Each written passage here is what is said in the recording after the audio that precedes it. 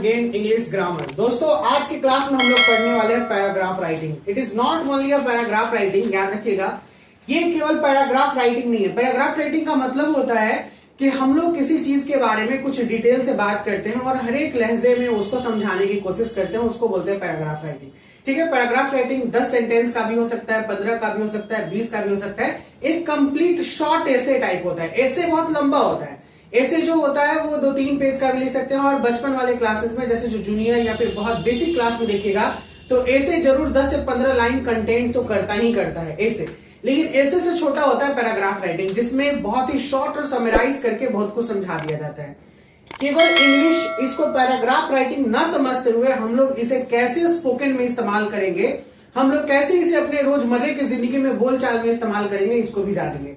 साथ साथ में इसको कैसे और वास्ट एरियाज में, चाहे वो ऐसे हो, चाहे वो क्या बोलते हैं ट्रांसलेशन हो, इन सभी चीजों में हम लोग इसे इस्तेमाल कर सकते हैं। और भी बहुत सारी चीजों में हम लोग इस्तेमाल कर सकते हैं। जैसे जब भी आप कोई क्वेश्चन आंसर लिखते हो या कोई आपसे सवाल जवाब पूछता है, कोई भी क्वेश्चन कर लेता है, तो आप इसके बारे में यहां से बहुत कुछ बता सकते हो।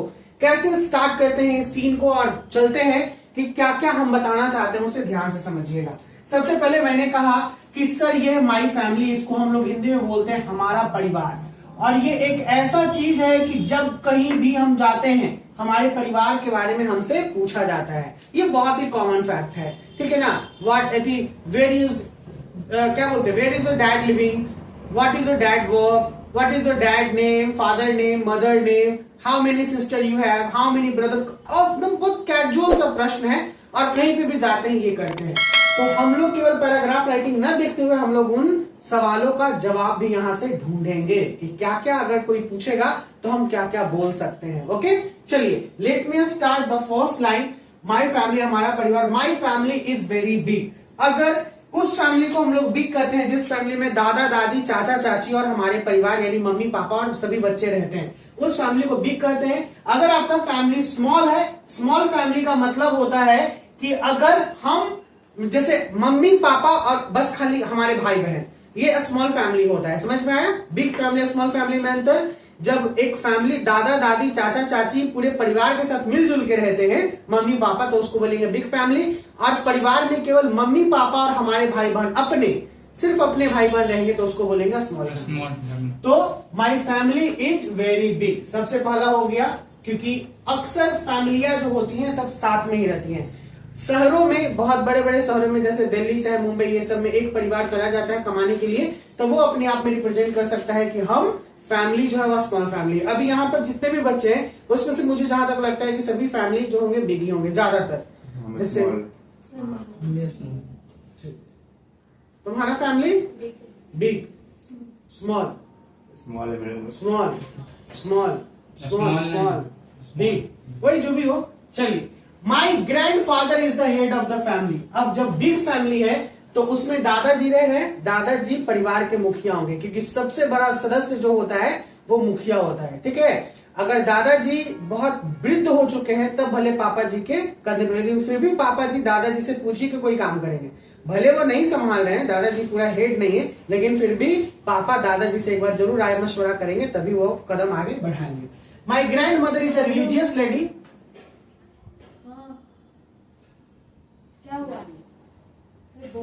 My grand mother is a religious lady. देखिए, जब एक उम्र के बाद, जब बड़े उम्र में कोई भी व्यक्ति पहुंचते हैं तो वो थोड़ा ज्यादा धार्मिक हो जाते हैं, पूजा पाठ करना, ये सारा चीज। देखिए अब ये हम भरल जमाने में धार्मिक बनल हैं, ठीक है। तो ये जो चीज है थोड़ा धार्मिक बनना, क्योंकि मन को शांति और सुकून देता है। जरूरी नहीं कि इससे हमको ये होगा वो होगा, लेकिन एक शांति जो होती है ना वो मिलती है। तो first line, my family is very big, my grand father is the head of the family, my grand mother is a religious lady. इस बात में इसमें कोई दिक्कत? ठीक है, ये सब बोलने वाली बातें नहीं है, बस समझने वाली बातें हैं। माई father works in a bank. अब यहां से जो बातें आएंगी ये आपको स्पोकन में यूज हो सकता है। ओके, हालांकि ये भी आप यूज कर सकते हैं। पूछा जाएगा कि what's your grand mother do? My grand mother nothing do anything, she is a religious lady. क्या हो जाएगा? सी इज अ रिलीजियस लेडी। वो एक धार्मिक है, वो घर में पूजा पाठ करती है। She worship in the home और टेम्पल्स वगैरह वगैरह ये सब। My father works in a bank. Where your father works, my father works in a bank, मेरे पिताजी बैंक में काम करते हैं। बाकी आपके अनुसार आप लोग अपने अपने हिसाब से बोल दीजिएगा कि मेरे पिताजी बिजनेसमैन है, मेरे पिताजी फार्मर है, मेरे पिताजी इंजीनियर है, डॉक्टर है, जो भी है वो पैसे से कर लीजिएगा। या फिर गवर्नमेंट एम्प्लॉय है, यानी अगर क्या बोलते हैं सरकारी जॉब है तो गवर्नमेंट एम्प्लॉय बोल देंगे। माई mother is a house wife, mostly के जो मदर होती है वो हाउस वाइफ होती है। अगर वो जॉब करती हैं या फिर बिजनेस वीमेन है तो यहाँ पे हम लोग लिख सकते हैं। अगर व्यापार कुछ करती हैं तो my mother is a business women, my mother is a housewife, my mother is a government employee, same my mother is a banker, my mother is a manager, ऐसे करके। अब यहाँ पे पूछ रहा है कि I have one younger sister. Younger का मतलब होता है आपसे छोटा, ठीक है ना, यानी ये मत समझिए कि यंगर का मतलब बड़ा होता है। अगर एल्डर यूज करेगा तब बड़ा हो जाएगा, और यंगर का मतलब छोटा, यानी मेरे पास मेरी एक बहन है जो मुझसे छोटी है। I have one younger sister.